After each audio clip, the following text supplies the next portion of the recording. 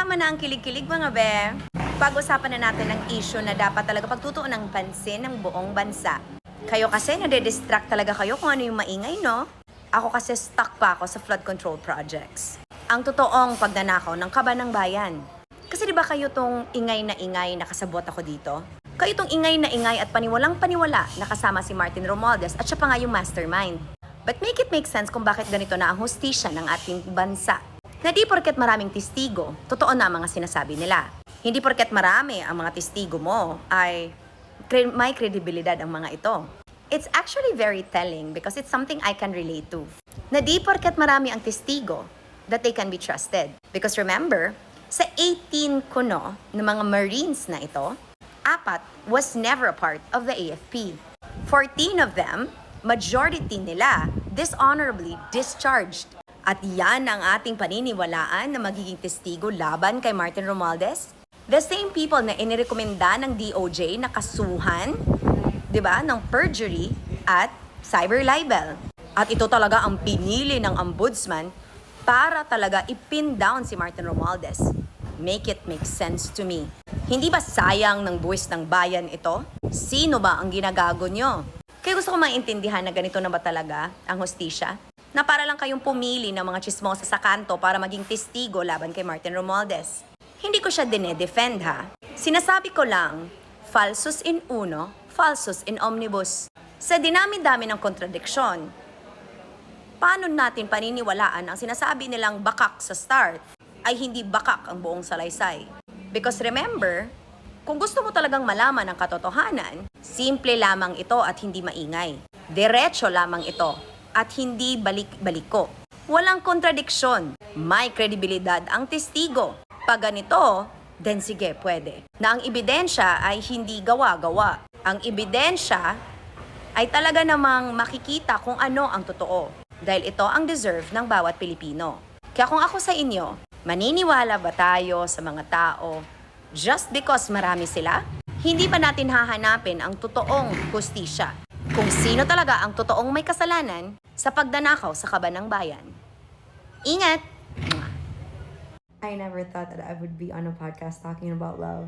I actually forgot what we had talked about, but rewatching it and reminding myself of what happened during the day that I filmed my interview with Joel. It was a really enjoyable episode. Malcolm was actually in the room. Well, he wasn't part of the interview, but he was in the room and talking about our relationship and like, just kinikilig pa rin ako.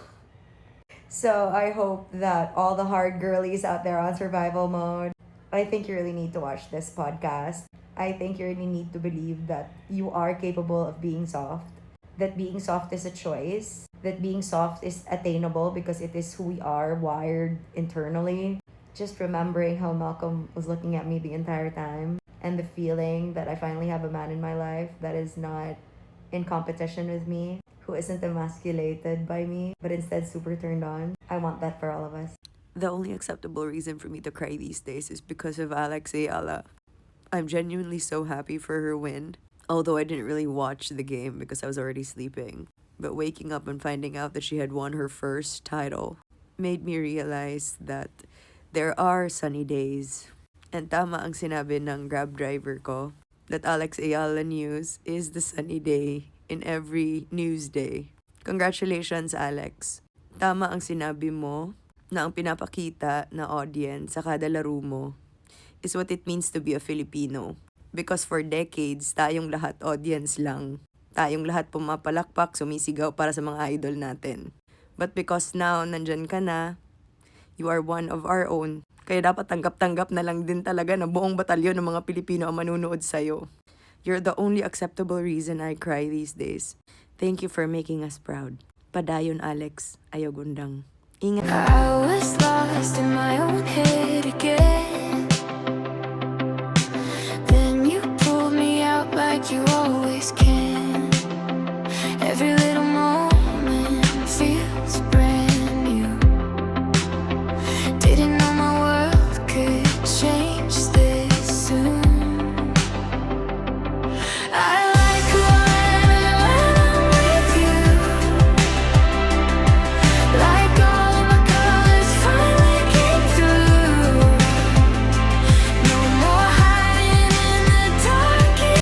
Hi guys, Mayong Buntag. I just want to make this announcement that I'm going to be selling my clothes starting tomorrow. I am photographing them today. So I have 2 closets that I need to empty. Uunahin ko muna dito sa Cebu since hindi pa ako makakauwi ng Butuan City.